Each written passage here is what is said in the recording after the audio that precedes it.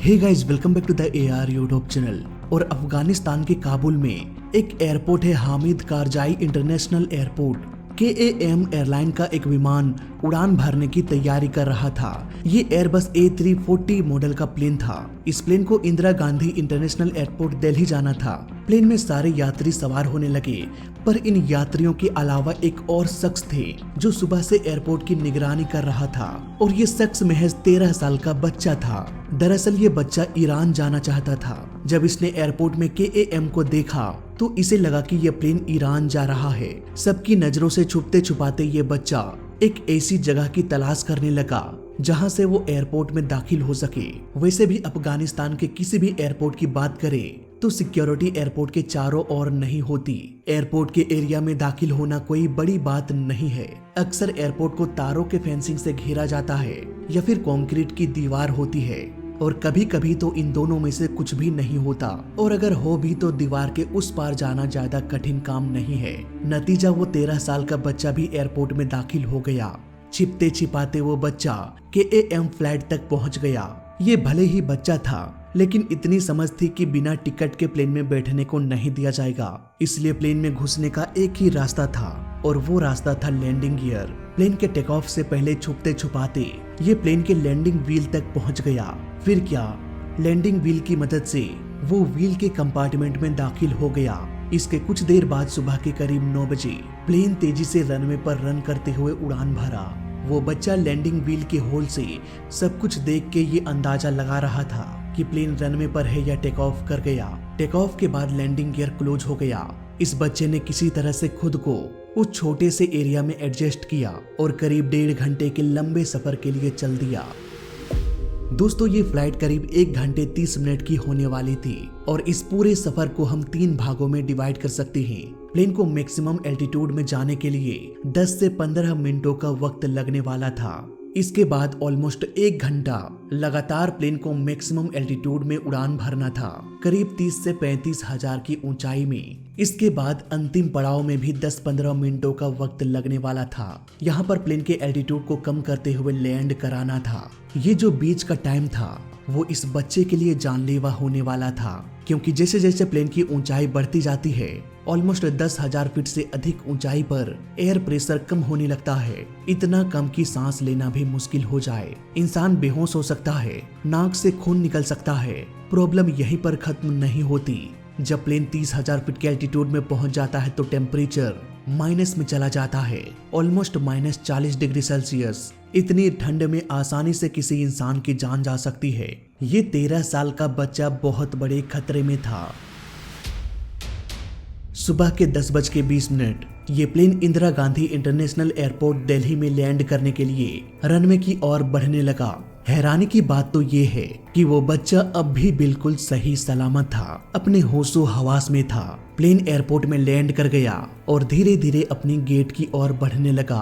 वो बच्चा व्हील के होल से सब कुछ देख रहा था और आसपास के एरिया को नोटिस भी कर रहा था। लैंडिंग के कुछ ही मिनटों बाद फाइनली ये प्लेन अपने गेट के पास पहुंच गया। सारे यात्री प्लेन से उतरने लगे। इसी बीच वो बच्चा भी धीरे धीरे लैंडिंग व्हील से बाहर निकल आया। ये कोई चमत्कार से कम नहीं था दोस्तों।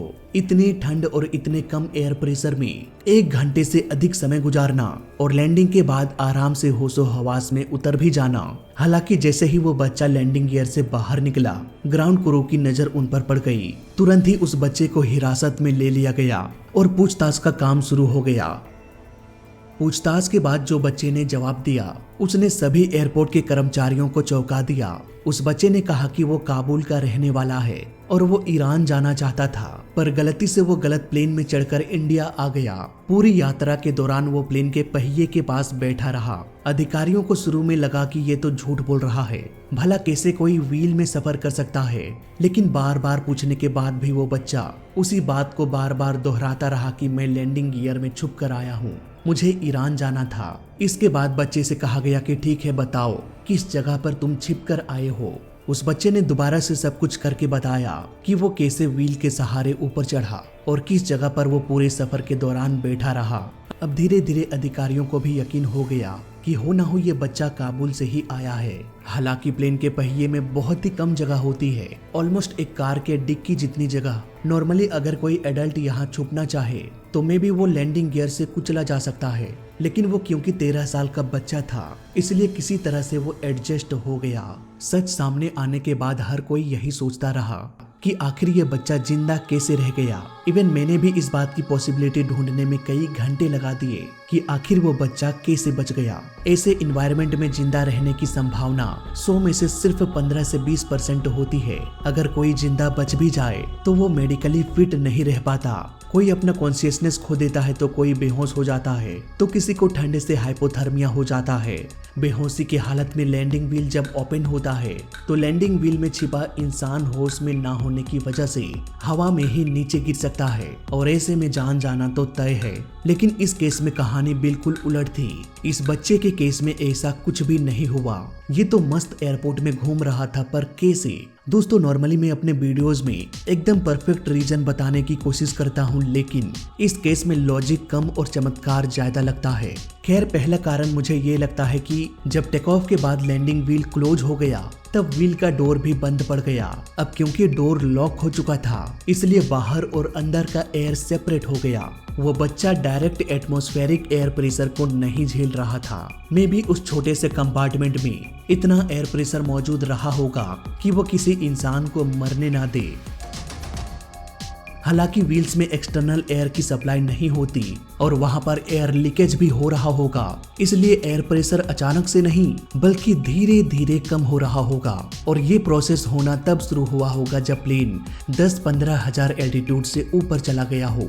इस बात की कंफर्मेशन तो नहीं हो पाई है, लेकिन मुझे लगता है कि वो बच्चा 20,000 फीट के एल्टीट्यूड पर जाते जाते बेहोश हो गया होगा या अपना कॉन्शियसनेस खो चुका होगा। वो अभी एक छोटा बच्चा था, इसलिए वो आसानी से बेहोश होकर हाइबरनेट में जा सकता है। ऐसे केस में होता यह है कि बॉडी उन्हीं अंगों में ऑक्सीजन सप्लाई करता है जो इंसान को सिर्फ जीवित रख सके, बाकी पूरा बॉडी मानो पैरालाइज हो जाता है। कम एयर प्रेशर और ऑक्सीजन की वजह से सोचने समझने की क्षमता टेम्परेरी खत्म हो जाती है।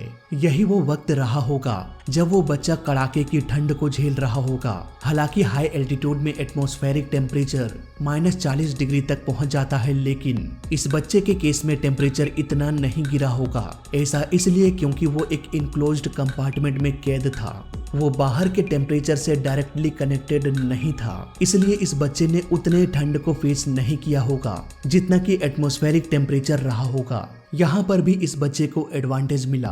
कुल मिलाकर कहा जाए तो इस बच्चे के बच जाने का एक ही बड़ा रीजन है, और वो ये है कि वो बच्चा डायरेक्टली एटमॉस्फेरिक प्रेशर और टेम्परेचर से कनेक्टेड नहीं था।